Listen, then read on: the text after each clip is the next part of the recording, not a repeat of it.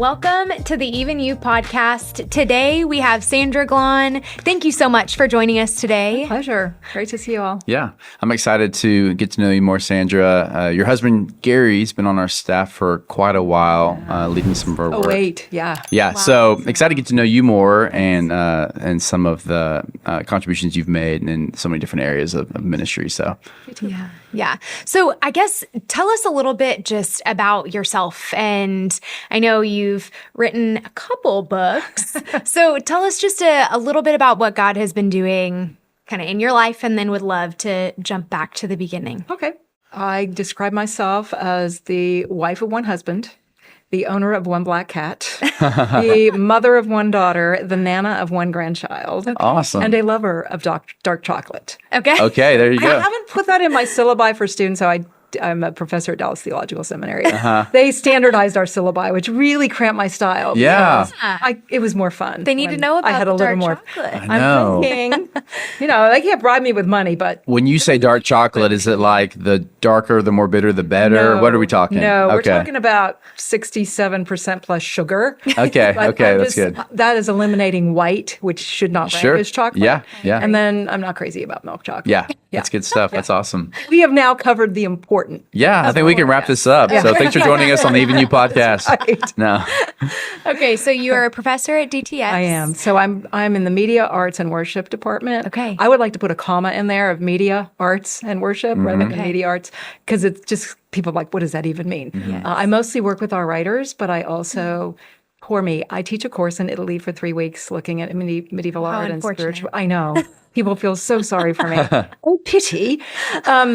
But really, we pretend we can't read, and we go back to a time when teaching in the church was mostly visual, which is kind of where we're going now, right? Yeah. But the church has already done the hard work of translating complex theological ideas into visual images, whether frescoes, mosaics, whatever.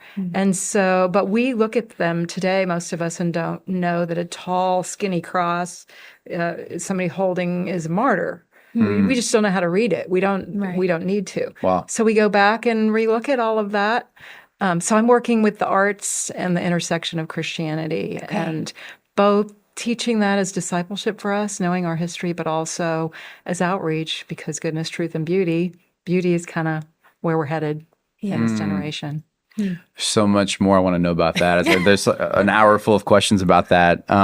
Take us to the beginning. Where did you grow up? What did faith look like for you as far as coming into faith and some I'm of a that? fifth-generation Oregonian. My Okay. ancestors literally came across on a Conestoga wagon. Wow. Fast forward, my dad was a mountain climber, and I would rather lay my head on a pillow than, a rolled-up sleeping bag. Yeah. And, I would say to him, I'd rather have a mint on my pillow than ants. And he's like, where did you come from? Like, what child of mine is this? But anyway, I did grow up in a camping, outdoorsy family. But faith was very important, but it was a super liberal tradition. And I was very conscious of my need and terrified. And my dad and mom, being good parents, we were not happy at the time, moved us from our beautiful setting on the river in Oregon, overlooking Mount Hood. We weren't rich. We just had wealth and visuals. Sure. And moved us for a lateral move to Washington, D.C. to expose their kids to culture, thinking we would be there for just a year or two. 7 years later, my dad said, forget this, took early retirement, moved back. I was in the middle of my junior year. But by then, I had come to Christ there was a local Bible church literally down the street from our house, and got well discipled there, and then fell in love with this guy named Gary Glahn. And as soon as, literally the morning after we decided to go steady, my parents said, we're moving 3,000 miles away. And this is before internet, friends. Yeah. Like, this is postal This is like service. writing letters in the mail. Yeah, I know it sounds Sending a like pigeon. Middle Ages, but and so every other week you could call for half price after 11 p.m. And so we would talk for like 5 minutes every other week. It was pathetic. I wish we talked just the other day saying I wish we had saved those letters. Sure. But we were just so glad for that era to be behind us. 3.5 years of dating and love before we finally tied the knot. I went back to the D.C. area to go to Bible college because I saw my need to be discipled, thinking just 1 year before college. Gary was at Virginia Tech, training to be an engineer. both of us in Bible college, totally retooled for ministry, moved to Dallas Seminary. I didn't even think women should go to seminary, let alone teach at seminary. So I had a bit of a, character arc there on the one question. Sure. Some of it was Southern culture. Some of it was American culture. Some of it was good housekeeping culture. Some of it was I'm the fourth of 5 children and loved being in a big family. So that's what I wanted. So we had 10 years of heartbreak, infertility and pregnancy loss. But through that, I emerged with some DTS training and some better theology of the body and of motherhood and of womanhood and what all of that means. And that's the root of my ministry today. Wow. Can you tell us a little bit more of this maybe insecurity or thought that women shouldn't go to seminary, women shouldn't kind of play that role, and then what changed in your mind? What did you work through? That's surprising to hear because I see you as a woman who's on mission and writing books and speaking. My wife took a class of yours at seminary. And so, tell me more about that. Well, it actually amazingly wasn't rooted in security. I was pretty sure. But it came out of, I don't know if you've seen Shiny Happy People, Bill Gothard, the Duggars, all of that. The church that I plugged into did a great job of discipling me. But on gender and family life, there was some cultish thinking. And I was not with my parents in that church. They were still, they have since come to faith, but were not there to say, whoa, some of that's wacky. In my mind, it was they're in a liberal church, I'm in the truth, and didn't have the sort of guidance needed. Okay. Fortunately, I married a guy who had a higher view of women than I had for myself. Wow. And also, when I went to support him as he was in seminary, it meant I was working, he was working a lot less. So initially, I had to just work through, is that biblical? And people would say, that's a real threat to manhood. And then I found Luke 8:1-2, where these women are bankrolling Jesus and the guys. Well, it didn't seem to bother their manhood. So the Bible kept pushing back against some of these questions I had. So with my husband in one ear and my pastor's wife in the other ear, they convinced me that I needed to get some seminary training. And literally the first day, I still wasn't sure this was what women should do. And I did what I don't usually do. I got on my knees in front of my couch on my way out to class.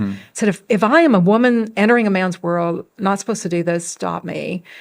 And I didn't hear an audible voice, but you know how that works. When you've heard from the Holy Spirit. It's like, Mary has chosen what is better. And I thought of the story of her sister doing the traditionally domestic thing. And Mary was like the first seminary student. And I had no idea where it was going to lead, but I walked out knowing this is what I'm supposed to do today. Wow. So that's awesome. And as it turns out, if you enroll and pass and roll and pass, and you do that enough times, you have a master's degree. There you go. And if you keep doing it, you end up with a doctorate. There you go. How it works. That's awesome. I love that. Do it for long enough. Yeah. So as you went into that season of seminary, getting some training, getting those letters behind your name, did you have a direction or a sense from the Lord of this is the area I want my career and ministry to go? Or what did that look like to kind of determine? That's a great question. So on my side gig, the job that I had worked while I was putting hubby through was in a financial services corporation in HR. And I had some bosses who believed I could write. And they were good bosses who looked at employee potential.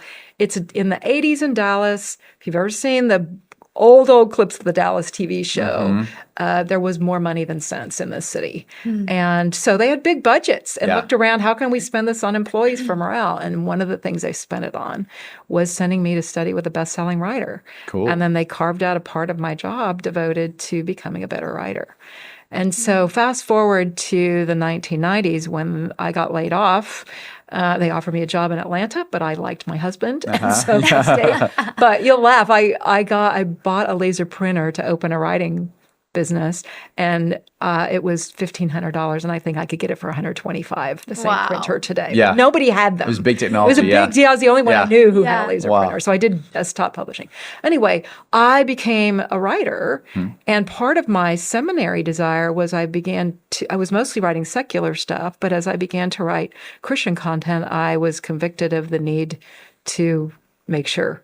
And when my husband left for work and he couldn't tell me what the Greek and Hebrew were, it occurred to me that maybe I should have my own tools. And so my vision was not for doing any kind of formal ministry. It started out just supporting our family, or my husband and me, our family of two, as I had some of my clients were businesses, and it was only when I began to go to seminary more that I started writing more Christian content. But a lot of it was rooted in my heartbreak. We had 10 years of infertility and pregnancy loss, and I'm the fourth of 5 kids. Yeah. Like, if anything, it was going to be more kids Big than I could family, handle, yeah. right? Yeah. I've heard Susanna Wesley had 19. I'm like, that's going to be me. Wow. It was not me.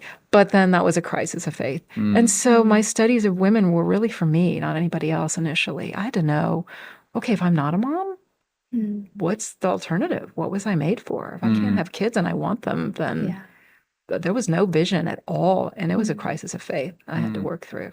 That's a interesting set of words, a crisis of faith. I think I just, after you said that, I'm like, gosh, when in my life have I walked through a crisis of faith? And I think we all do at some point. Like, it's part of Unfulfilled longings are part of the thing. Yes, it is. And it's hard to walk through, but I think dependence comes, understanding of God comes, understanding of your identity as a believer comes through a crisis of faith. Absolutely. Can you tell us a little bit more about what the steps of that looked like for you, and how you walked through that, and how you found the Lord in that?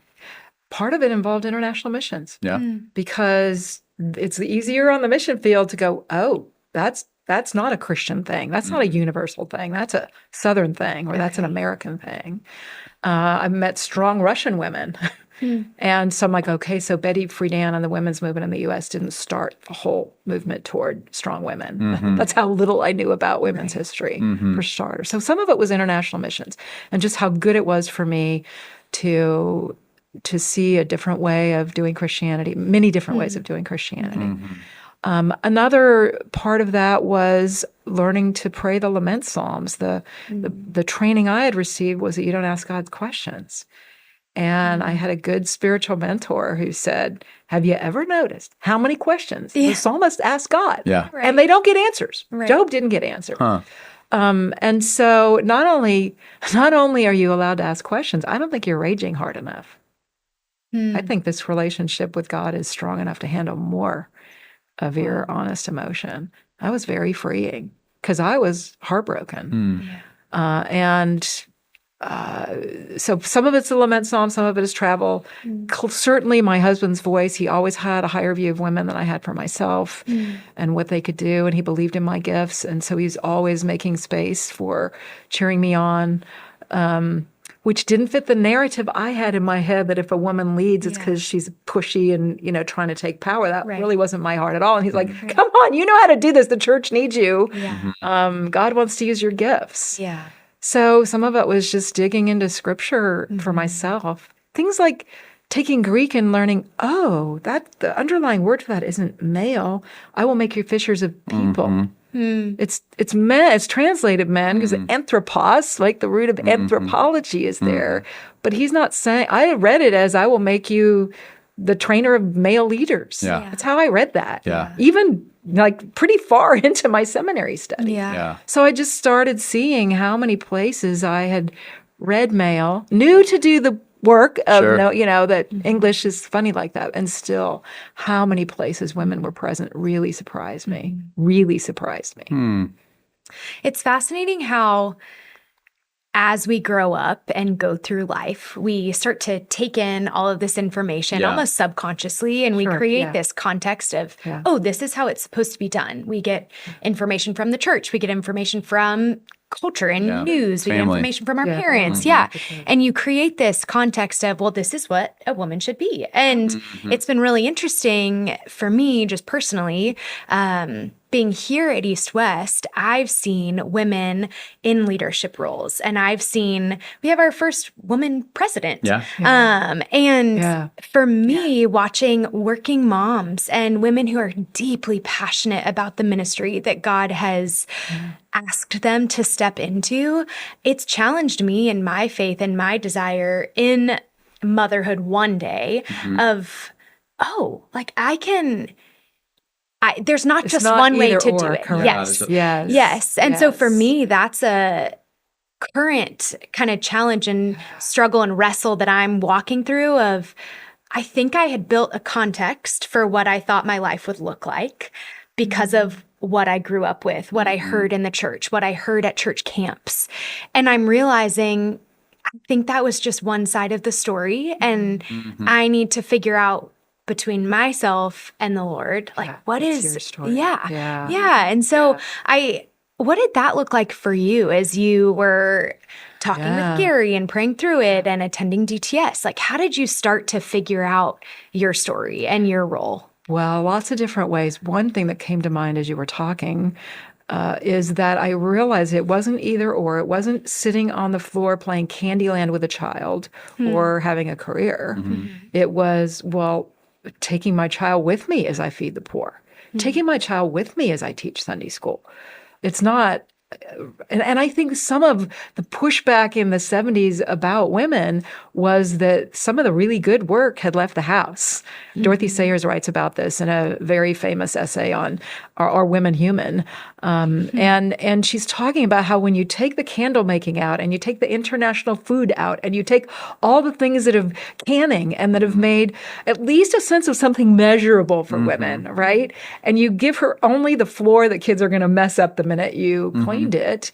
And you don't come away with any sort of sense that you can see on a daily basis that, hey, at least I made my bed and it stayed made. And so just working through what does it look like if and when we do have a child, which we did end up with a successful adoption, what does it look like for her to see me engaging in meaningful work? Doesn't mean that I have to neglect her to do work. I can invite her into it and maybe not dichotomize as much as my mother's generation thought they had to. Yeah. It was striking to me too to hear you say when you stepped out of the American bubble, like you're saying, Mariah, and international exposure to the kingdom of God, that reframing of truth. I saw Russian women who were strong and leaders and on mission and reframing, challenging, I guess, what you had downloaded as, well, this is my role to play, either or. Women had their babies on their back in the field. It wasn't either do work, outside of the home or inside. And everybody was doing that until a certain level of wealth happened in culture. It was a luxury to have mom at home inside while dad went off to the factory. And it was pretty white and pretty middle class. And it's not a bad ideal if the different, if you have to choose one of you to stay home from the factory. But it's the agrarian picture was mom and dad shifting kids back and forth all day. And they were part of the work as early as possible. And go out and pick berries with mom. Won't hurt you. You don't have to be playing Candyland. I heard something recently that kind of challenged my thinking. It's coming to mind for me in this area, and it was about Proverbs 31. And how that has been stuck up on the wall as the one passage of like, okay, 99% of the Bible is male figures, male illustrations, male personifications of but here's the female passage. And this speaker, I'm a little ashamed to say, challenged me in a way. They said, hey, do you know, just because it's a female personification of godliness and godly living and it's not applicable to just women. It's just like how the male paradigms in the Bible aren't just for men. Proverbs 31 isn't just for women. And that revealed to me in that moment this, is ignorance the word? I don't know, but this realization of what had been downloaded in my mind as just a well-meaning person and a Texas Christian of like, oh, are you kidding me? So how do I need to be looking at Proverbs 31 for my life? What are your thoughts on that? I'm curious, as someone who's clearly thought a lot about this area. To the men, bless you. No, you're right. It's not just women that are left out in male spaces. Proverbs is bookended by Lady Wisdom at the chapter 1 and chapter 31. And chapter 31 that you're quoting is a mother telling her son what's good. And not only that, she's buying and selling real estate. She's like in the marketplace. And she's not just in the house being served and sending him out. He is in the gate, but I don't think he's earning income in the gate. Actually, she might be bankrolling him in the gate because he's doing good and holy work. So if one thing that men could take away from that is there are seasons. And there may be a season if you're married when your wife supports you so that the two of you can gear up for ministry. But we have certainly ended up taking turns of who's going to school, who's not going to school, who's making sure dinner's handled.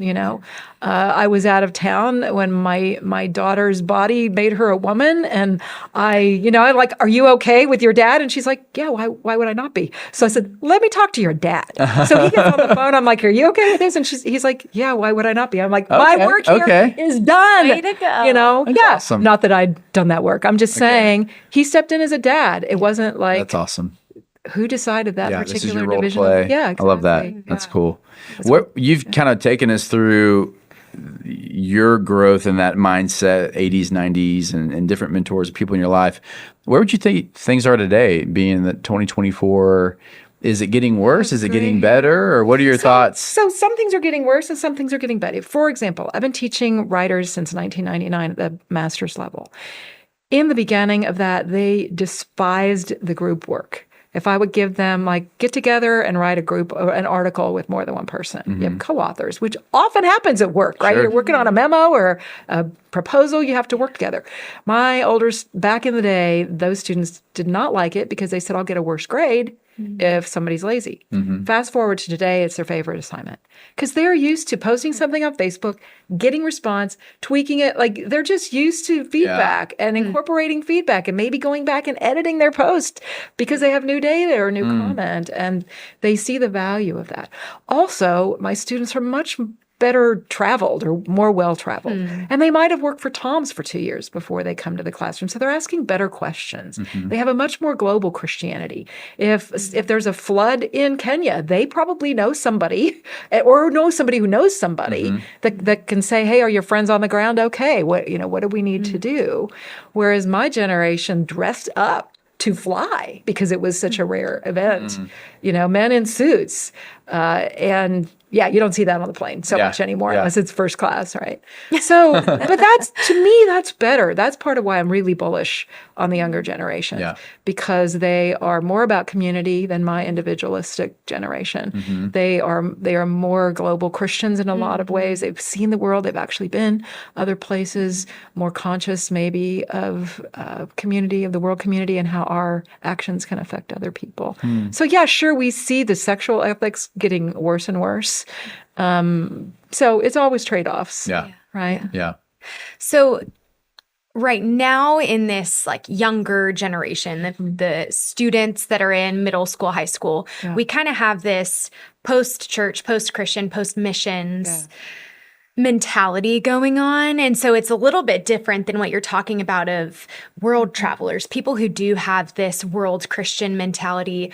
Why do you think it's so valuable and is something, one of the 3 things that you just noted was that they have this world perspective? Why do you think that's so important? And why would you kind of challenge and push back on that post-missions? It's more harmful. I don't want to go see the world. I'm just going to stay in my city. Yeah. Well, I mean, they're getting a lot more television. So even though they might not physically go somewhere, they're still being exposed to different accents, different ideas, different households that, my generation was Mayberry was what we're looking at, the Partridge Family. I mean, we're still seeing a very small demographic. And so it's just good for us to know that there's way more than one story and way more than one way to do life. And the gospel, we need the gospel in its many, many, many languages and manifestations and storytelling. Not everybody by a long shot is going to be reached for Christ by my story, but they will by yours and mine. And I mean, we need everybody's story. Everybody has a different story. There's an introduction to a book that one of the church fathers, Augustine, wrote. Somebody said to him, had asked him, why write for my generation? And it's true. If you walk into the Library of Congress, or you walk into literally a library, or if you Google, you go, why should I add my voice to the cacophony of voices? And he said, because first of all, I will reach people that other people won't because they love me, or that I've brought a meal to them, or I've cared for them, where they might read a book on prayer that I write that they're not going to read from anybody famous because I've had a ministry to them. And every one of us has that little tribe that will listen in a special way to us that they might not listen to other people. But also, every generation needs its own voices. To people drawing on the metaphors of Harry Potter came after me, right? They're going to be telling the stories that have been part of their music and their generation, and quoting Taylor Swift, and seeing that as the poetry of the culture. Yeah, yeah. Every generation needs its own voice. It does. That's so empowering. Yeah. And I think that's cool to the seventh grader in the small group that I lead, to be like, no, like you've got to take the time to learn God's word and figure out what you believe and figure out who you are, because your generation needs a voice, and it can be you. Like, it doesn't have to be someone crazy. Like, it can be. Well, wait till they're grown up. Like, a 7-year-old needs to be a 7-year-old Jesus-y with other friends that are 7. Yeah. I had a 7-year-old in my life who shared the gospel with me. Yeah. And it haunted me for a very long time. King Josiah, he was 6? I mean, and he was one of the few good guys. Yeah. That's cool. Thinking about your ministry, you've talked about this 10-year period of heartache. I love a Gary Chapman quote, where he says, "Your misery has become your ministry," and that's true in my life. We see it true in so many people, where God uses some of those dark periods of our lives, the hardest things, to form us, shape us, but also give us a vision and ability to connect to people who are walking through a similar season. What does that look like for you to connect to other women who are in a season of, as you say, infertility and child loss? Well, it goes beyond that now to just recognizing that all of us have longings that are unfulfilled. And so we are all asking the core questions I had to wrestle with and still wrestle with, as do you. First is God good? And the second one is, will I trust him? And that can be infertility. It can be the death of a loved one. It can be the death of a pet. It can be a teacher who's mean. It can be rejection. Like, every day we have to tell ourselves the gospel. But does God love me? What did he stop at? Nothing to show his love for me. Am I valuable on the side of God? Yeah. Even if I'm never famous and never do anything that is seen beyond what the angels see. Yeah. That's where I derive my worth, both in being created in the image of God, and then I think for a woman in the incarnation, knowing that a woman's body, which was considered dirty, bore our Savior for 9 months, and a male body was our Savior. And so the combination of dignifying the male and female body in that, beyond the awesome dignifying of humanity that we got at creation, says that I'm a human being, not a human doing, and just who I am in Christ is enough. I do think that our greatest point of pain is often our greatest point of ministry. For one thing, we tend to not do any platitudes when we ourselves have hurt. Now, distance can make us return to the platitudes. Yeah, when I went through that and it was blah, blah, blah. But when you're in it and you feel it, you're way less inclined to give the God will work all things for good, quoting the Bible, and noticing more, weeping with those who weep, noticing that Job's friends did awesome for the first week when they said nothing. They should just stayed there. That most of our suffering is a mystery, that you look at Job's nature walk. Job is asking, what in the world? And God never actually answers him, right? But he's like, were you there when I laid the foundation of the world? God's ways are above our ways, as high as the heavens or the earth. Well, how far is that? As far as we know, trillions, right, of light years. We're just not going to understand it. This sort of came to me. So my husband was a cat person. I believe in the superiority of dogs. There you go. So for the first 16 years of our marriage, we had no pets. But in a moment of weakness on his birthday one year, I said, it's always okay. And he was out the door before I could even finish the sentence. He didn't want me to change my mind. So he brought home Rambo, who we renamed Jellicoe. And because I was a freelance writer working at home, it fell on me to take him for his initial kitty shots. Now, being a dog person, I thought you just go Yeah. And Come on, let's the go. animal goes in the car. Yeah. And that is not how it works with a cat.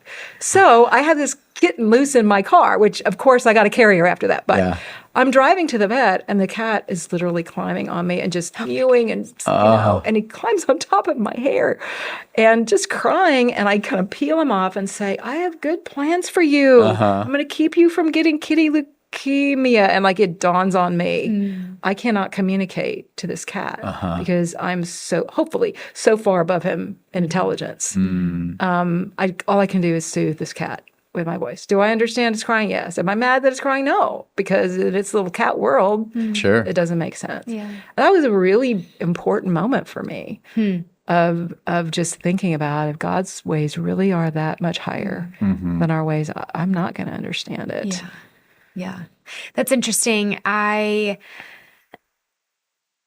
find when I'm walking through just a season of hard and discouragement and life looking very different than I probably would have written it for myself. Yeah. I am growing in this, but I have a tendency to just disconnect and to sit in the sad and in the disappointment of the difference in what I thought life would look like. And I'll sit on the couch and I'll just, honestly, my crutch is I'll just watch a lot of TV. I'll turn off my brain. I'll get away. But I think what you're saying is you have to have a moment with the Lord and you have to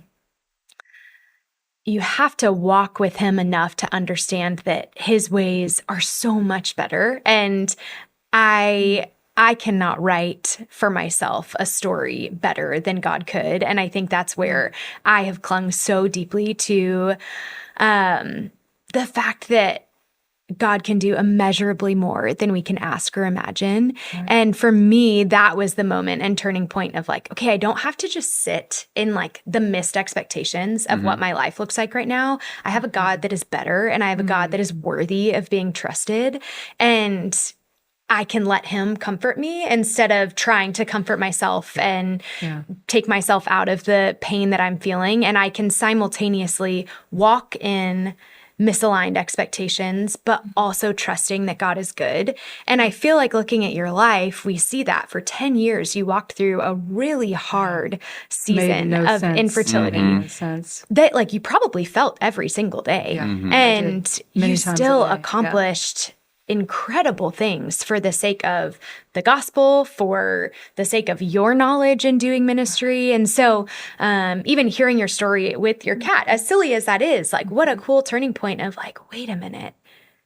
Oh God, this is how you treat me. And I think we need those personal touches, and God is so kind to give us those personal touches. And community is part of that. Yeah. I mean, sometimes the community can say all the wrong things. We've all, sort of been through that. But also, as much as that happens, I had the husband of one of my friends baked a chocolate cake and said, I didn't want to give you a plant that's going to remind you. I love chocolate. Yeah. I wanted you to consume something with help that it would be gone, but that as you taste it, you're reminded that people care about you. Walked into church on a Mother's Day, which wasn't my favorite year. I mean, day of the year. And the bulletin said, the flowers have been dedicated to the mothers whose children were conceived on earth but born in heaven, and the couples who borne that loss. And it was paid for by the couple in the church with the most children. Wow. So just, I mean, as many bad things that people say that are totally insensitive. Somebody told me to buy a maternity top to, demonstrate my faith. Yeah. Some of that prosperity thinking. As much as there's that, there's also the hugs and the tear ducts and all of that kindness. I have to fast forward and tell you, so the advantage of this gray hair is that, in 1992, I wrote a book on infertility and pregnancy loss. Last month, I was delivering a commencement address in Ireland. Wow. And I met the only person I've ever known to actually come to Christ through my book. Really? Okay. Wow. I figured I would be in heaven before I ever meet anybody. How and not only did she come to Christ through my book, she had on a cap and gown because she had just finished a year and a half of theology training, and I am her commencement speaker. That is amazing. You could not have orchestrated this. And I mean, I was in a daze for about a week, just you let me see this in my lifetime. The things that I trusted you for, thinking it would be seen in eternity, you're already giving me a glimpse. She picked up your book in a season of infertility that she's dealing with? Exactly. Wow. And my first chapter is on how it can be a God. Having a child can be a big, huge idol between you and God. And, it wasn't just me. There were people in her life that were, recommending the book and walking with her. But still, to get to see that, that's the advantage of age. Because for, those 10 years, there's no hint that anything good is going to come of it. And honestly, I can't say that that's worth the death of my child to know that something good came from it. Right. And that's where the mystery part helps. I don't have to understand it. I just can to get glimpses of God doing something kind. I at the end of the day in my journal, I was like, you did love me. You did love me. How's that changed you? You said that was a month ago, but almost like you're waiting for that moment. Now that it's happened, how's that impacted you? Just gratitude. I mean, I expected that moment. I just expected it to be in glory, right? The old Ray Boltz song, thank you for giving to the Lord, and the people that you ministered to line up that you didn't know about. I just didn't think I would see it here. But it does. I mean, everybody, we're always in a season of longing, right? And so in my current season, it's just a good reminder that God is up to good, and I may not see it for a long, long time. Yeah. This year I was doing a study about remembrance. And I love the picture of the stones of remembrance when they cross the Red Sea, right? Red Sea. And they get to the other side and they pile their stones of remembrance. And I think it's really cool because we have the opportunity to remember God and those moments of God, the moments he gives us to remember him. But then also I think what's really sweet and that I learned this time around that I never really saw was the idea of God remembering us.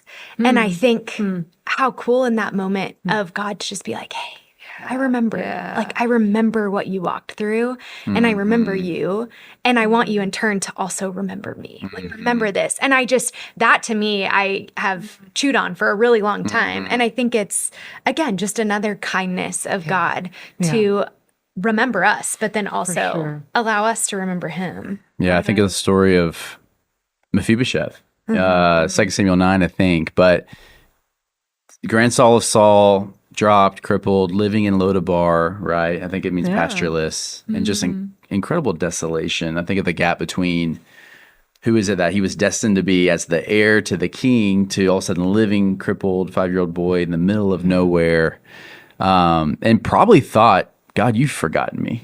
God, you don't remember me, and I'm just left here to die, until King David came knocking at his door, or King David's servants, and said, hey, the king wants to see you, not to kill you, not to destroy the family of Saul, but to restore your seat at the table. And I think it says at the end of that passage there, and he ate at David's table as one of his sons.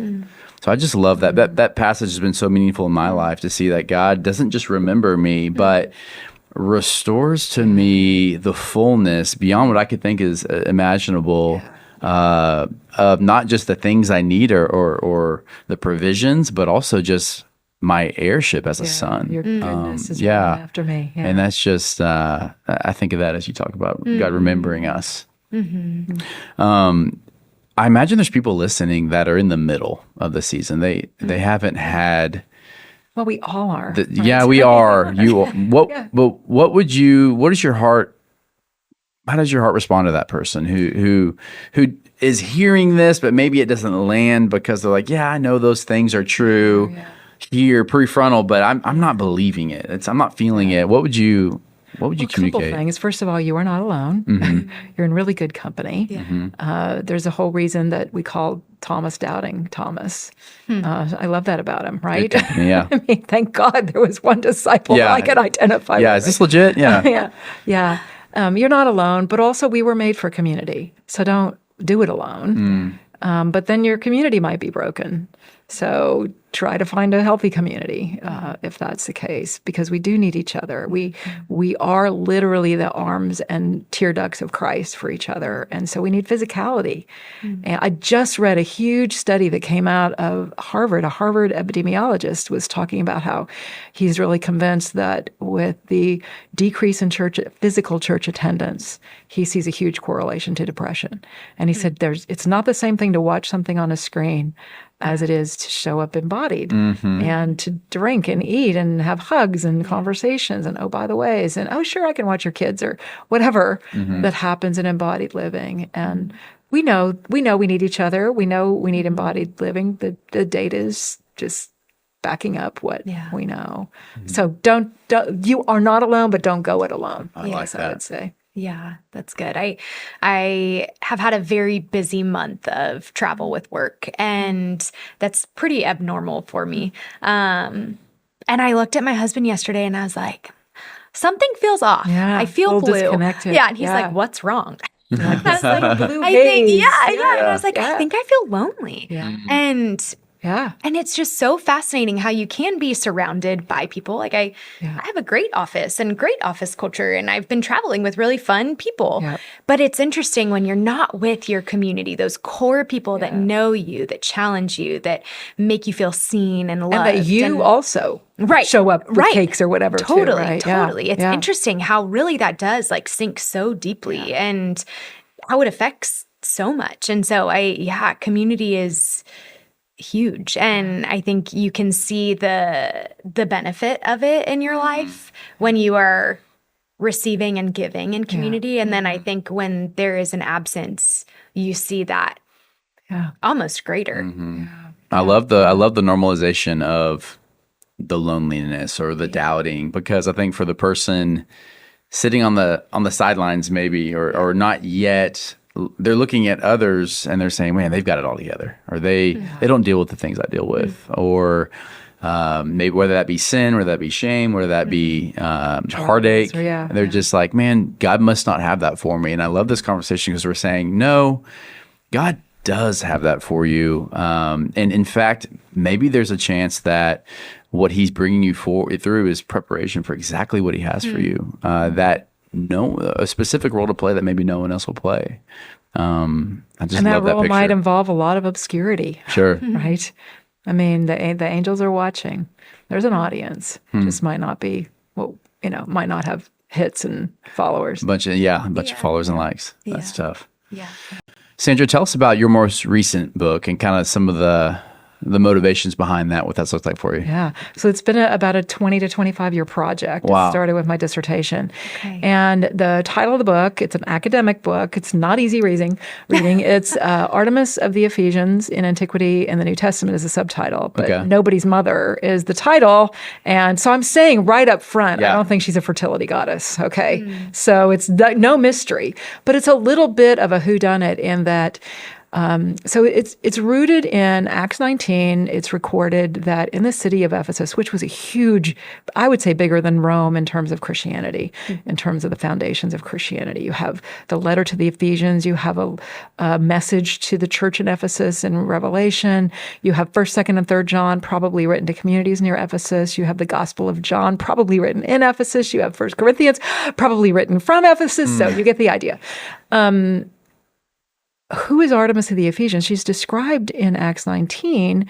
There's a description of a bunch of magic workers, and Christ comes in and is stronger than the magic workers. For years, I thought that was a completely different force from Artemis. And so the next story is about how the silver workers feel they're upset that the gospel is messing with their financial trade because it's a big pilgrimage city. Her temple is like 3 to 6 times the size of the Parthenon on the Acropolis in Athens. It's huge in marble and one of the 7 wonders of the world. And people come from all over the empire to worship Artemis, who's this number 2 in the pantheon. So Zeus is her dad. He's the biggie, but she's number 2. And so Artemis has a huge hold on the city of Ephesus. Think about how connected to the identity of the birth of Jesus Bethlehem is. And in the same way, in a pagan sense, Ephesus is connected to their virgin goddess. Sure. But a lot of Christians have said, well, she's a fertility goddess.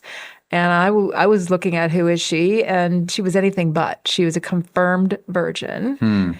And the reason that's relevant to Bible study is when Paul, who's ministered 2 or 3 years in the city of Ephesus, writes to Timothy, his protege, and says, I left you in Ephesus to teach certain people not to teach false doctrine. And that's that word people that I had always read men. And when I saw that it was people, I realized, oh, it could have been women teaching false doctrine too.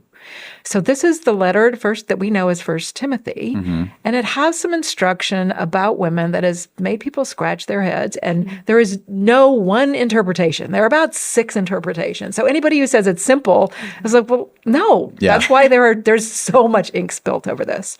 I was particularly interested with my background in infertility on what does Paul mean when he says that she will be saved through childbearing? What in the world? Yeah. Because this is Paul who teaches by grace you will be saved through faith. And like he is so clear that the gospel is not something we do. Yeah. And so what does it mean to be saved? So the first thing I looked at is how does saved appear in the New Testament in a future sense? And it can have to do with physical healing. It can be saved from death, not just saved from an eternal through childbearing. And he's saying, and not only that, there's some strange wording in that he goes from singular, she will be saved through childbearing if they continue basically in the faith, which is not good grammar unless Paul's borrowing a local saying. And we would put quotation marks. They didn't have quotation marks in ancient Greek, but, so we add them. And so the reason there's a connection to Artemis is we know from Acts 19 that the last thing that happened to Paul before he's sort of run out of town is this big brouhaha where for 2 hours they're chanting, but they're not chanting great is Artemis. They're chanting great is Artemis of the Ephesians. So I wanted to know who's Artemis of the Ephesians. I wouldn't say great is Jesus of Dallas. Well, as it turns out, there's a Lady Liberty in New York Harbor, and there's a Lady Liberty, the same Lady Liberty in Paris, but only one of them has an association with immigration. So the gods and goddesses, same backstory, but they could have a local flavor. And all my research, fast forward, she's nobody's mother. She's a goddess of midwifery, though. She was there when her mother gave birth to herself and then her twin brother. She was born first. There's some preeminence that goes with firstness. It very well may be that when Paul says Adam was first, he's correcting a wrong creation origin narrative with the real one. He's not saying there's a hierarchy that all men are over all women. He's saying, well, you might think that she's hot stuff because she's first. But actually, in the real creation story, the man was first. And not only that, the woman was deceived. So I think he's bringing that as an equalizing effect, not in a way that's adding hierarchy. Sure. But I think he's arguing that Jesus is better. So the number one fear for women is childbirth because it's the number one killer of women at the time. If you know anybody who's had a C-section or been in the hospital with a baby, they probably wouldn't have survived. Yeah. And everybody, the walls are thin. It's urban. They've heard people screaming for days on end. Artemis was thought to either kill you quickly with painless arrows, so euthanize you, or deliver you safely. And people will go to her temple and leave offerings. And again, I think Jesus is saying, we got some false doctrine here. We have this crazy woman cult that really focuses on virginity. I want the women to be silent and I want them to learn. Adam was first. The woman was even deceived. But here's the consolation. She's going to be saved through childbearing. I don't think he is saying that is for all time and every place. We see also in Acts 19 the description of the magic workers where they said they brought their handkerchiefs and their aprons. Paul touched them. The healings happen. You and I don't teach on the mission field that they can just touch a holy person's stuff, right? It was very temporary. And I think in the same way that he addressed Jesus is better with the magic workers by showing Jesus' power, he's also saying Jesus is better than your goddess of midwifery. And I don't think women are in Ephesus and Paul in Timothy's ministry are going to die in childbirth. I think it has missiological implications, right? Yeah. You and I are about mission. Yeah. You go in, you look at the stronghold, and you say, whatever it is, Jesus is better. And that was the stronghold. If it's sex in America, Jesus is better. If it's greed in America, Jesus is better. Like whatever the stronghold is in a culture, you listen and you bring pastoral concerns. He addressed their number one fear with Jesus. And that all started for you from looking at some things in First Timothy that you're like, what is this? What's going on here? I'm like, so when you discovered all that underneath. An infertile woman hearing she'll be safe through childbearing, it's troubling. Yeah, I mean, it makes sense. All the answers that I received were like, yeah, but that's not how saved works, or that's not, or like, they were really unsatisfying. So I had to go back. And so in my PhD work, I was in an aesthetic studies program. People like anesthesiology. Aesthetics is like part history, part philosophy, which in my case was gender, the history of ideas about gender, and then part art. And so I was looking at the statues and the coins and the visual representations and what do they teach us. The people vetting my historical work had no idea it had implications for how I understood the Bible.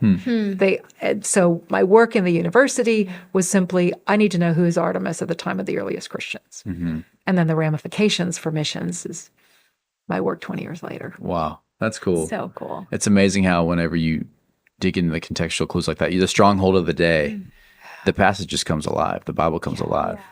Jesus is better. This makes me want to go read 1 Timothy and do more study. So when you go to dig into a topic like that, I mean, this is just so foreign to me. The thinking, the research, the discovery, and then putting pen to paper. And I mean, is this inside of you? Or are you discovering things and then you're like, I need to go tell other people about this? I need to write a book? Or how does that happen? Just take us in the mind of the author. Yeah. So most of my books have not started out as books. The one I'm working on right now is, and it's hard. Usually, I'm blogging every other week for Bible.org. And so it starts out as blog posts. That forces me every other week. I have to get something up there. Yeah. And then I've crafted the words. And if people have left comments, I know where I might need to tweak it or clarify it or express it more. Sometimes another scholar will say, hey, do you know about this? And I don't. And so I add another reference. So a lot of times it comes out of just every other week posting 300 to 600 words. And again, remember when I said you enroll and pass, enroll and pass? If you write 600 words and you do it over and over and over again, eventually you have a book. Wow. Okay. We'll get started. Yeah. 600 a day, Scott. Yeah. You eat an elephant one bite at a time. Yeah, that would take me a week or a month, but that's cool. Yeah, that's very cool. So what else has that looked like? I know that it's much more for you than just Artemis, but what has that project unlocked for you as it relates to just the role or the reality of women in history in the Bible or even not in the Bible? Yeah, good question. Well, first of all, my biggest surprise on this one has been I expected to hear from a lot of women. I've heard from mostly male scholars saying, I have never felt comfortable telling women they needed to go home and have babies. But I thought that's what the word said. And you want to be countercultural if that's what the Bible says. More power to them, right? But they're also, but you got the day of Pentecost. And you have God calling these women as prophets. So the whole counsel of God makes more sense. So that's been super gratifying. I did not expect that. Not universally. Not everybody's thrilled. Sure. But for the most part, I get probably an email a week from some male scholar I've never heard of. That's amazing. So that's super fun. Did not expect that. Super validating. And some of them are saying, this isn't quite right. I'm like, great. We want to know God's word. Right. Like my goal here is not to prove myself right. I'm putting the research out there. You build on it. That's what I did. I built on the scholars ahead of me. What it means in terms of my understanding of the passages about women not teaching men. First of all, we can dig in a little bit. And I think your listeners are smart. I'm going to assume they'll go with me on this. Yeah. In the Greek, there's not a different word for woman or wife. It's just gune, and the context tells you. There's not a different word for man or husband. It's on air, and the context has to tell you. And that context has childbearing. So the first thing you want to say is, should we translate this? I'm not allowing a wife to teach a husband or exercise authority over a husband. That would change everything. And way earlier in the passage, he's saying, I want the men to stop being angry and settle down. Should we take those together? I want the husbands to stop being angry and the wives to stop teaching until something is corrected.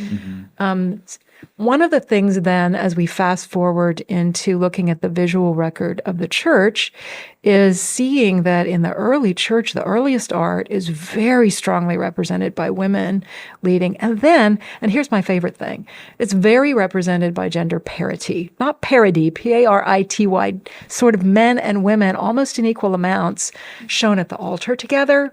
On one side of a mosaic, you'll have the husband maybe carrying the wine, and on the right side of the altar, you'll see the wife carrying the bread, like they're bringing the communion elements together. And you just see men and women partnering. And I think if anything has come out of my work, whether it's Genesis, whether it's Acts, whether it's 1 Timothy, coming away with, we need each other. We need all hands on deck. We need everybody at the table. We need men and women. We need other nationalities besides our own, because how much I learned from missions about myself as a woman, because I didn't realize how little my world was. And it's a wonderful time in history to do that. If I want to find out what a French scholar thinks, I can run it through Google Translate and have an email back tonight. My brother, working 30 years ago, had to wait 6 weeks for an answer after he got it translated. So it's a wonderful time for collaborating, and we need each other's. We need each other's voices. We're richer for it. Yeah. I love seeing how differently God has wired men and women. And I think it's such a perfect example of, we really do need each other. There is a perfect partnership that I think occurs when a man is operating in his giftings and like true identity from God, and then a woman is operating in her identity and true gifting. There's something really sweet and sacred that happens. For you and Gary, how has that looked as you guys have partnered in ministry? How have you kind of lived that out? So Gary is an administrator with gifts of helps, which is usually behind the scenes. I've been blessed or cursed with gifts that are more teaching, and that has not boded well. Is that even a word? That doesn't bode well for stereotypes of what women and men in the church do. Again, fortunately, I'm married to a very secure man, and I mean that. Like, he was not intimidated by that, even when people thought he was less manly, because he's like, no, I'm accountable for her gifts if I have the opportunity to help her use them. So what that might look like is, I remember one Christmas Eve, as people were leaving our house, he's running around going, did everybody get their gloves? And I'm going, we should pray for these people before they leave.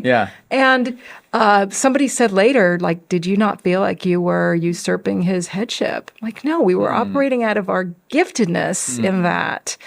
I'm his priest and he's mine. We believe in the priesthood of all believers, not the husband only as priest. So again, some of this culture you have to sort through with New Testament thinking and figure out, what am I gifted at? What is the church?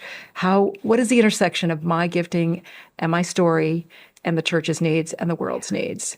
And for both of us, that looks very different. But he is not the typical alpha male, and thank God for me that he's not.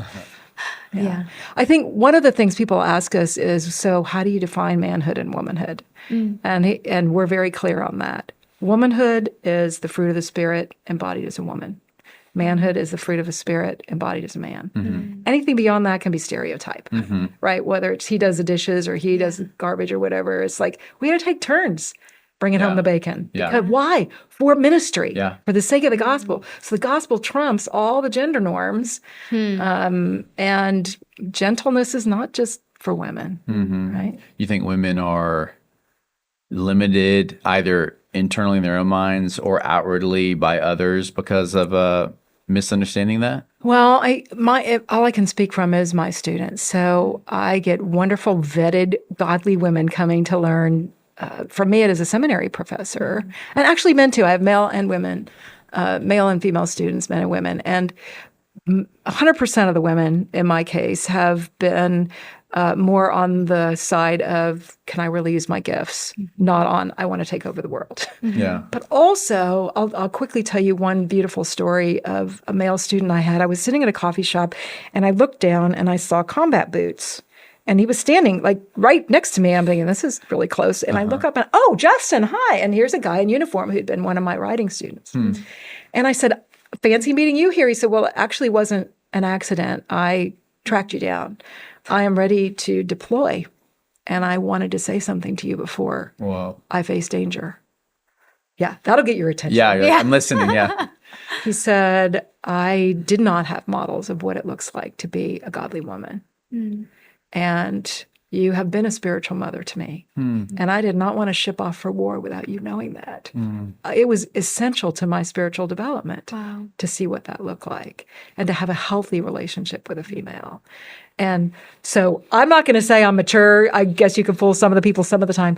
But that was so meaningful to me as a female professor because it's not just the women. Yeah. And it's when our colleagues, when y'all are modeling here, like our colleagues are modeling, you can have healthy relationships. And the world is crying for us to show what that looks like. You can love each other deeply from the heart and not be married to each other and have a healthy relationship and support each other in prayer and all the things.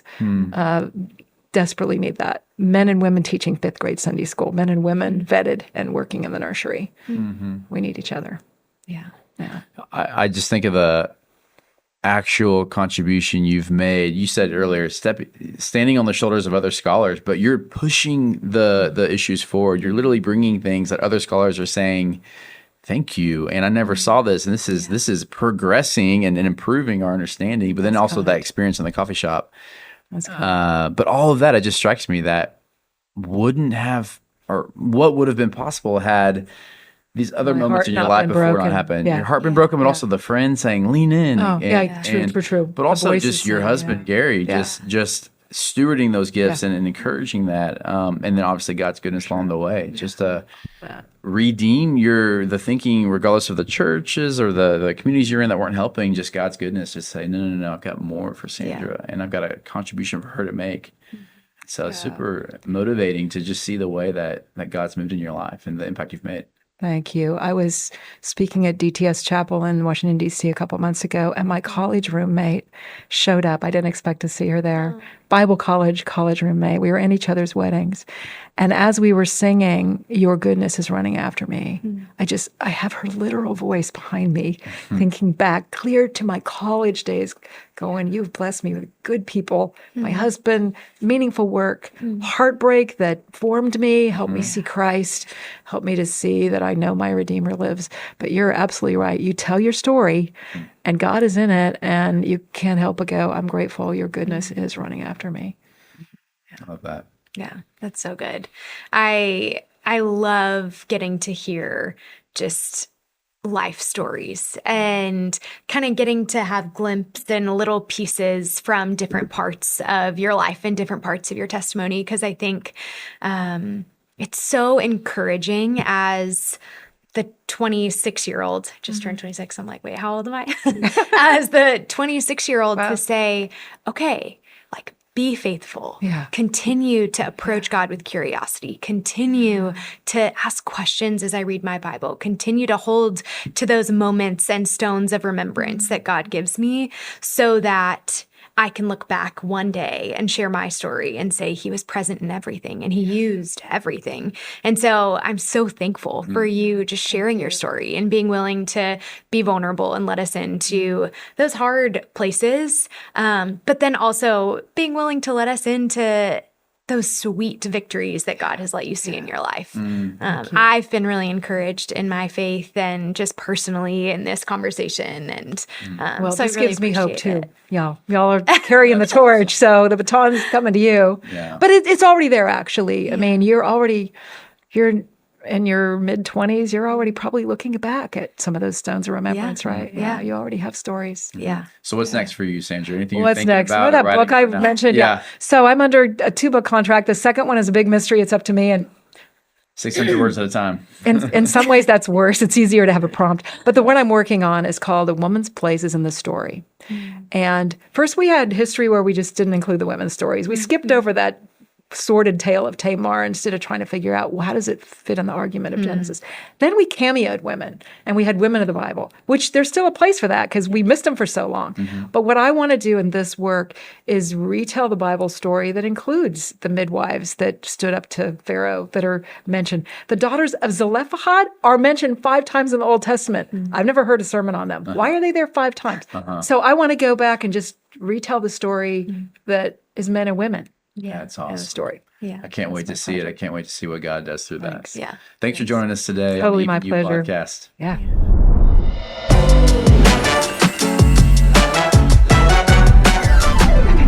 Well, that's it for this episode of the Even You podcast. Sandra Glahn, what'd you think about that, Mariah? I thought that was awesome.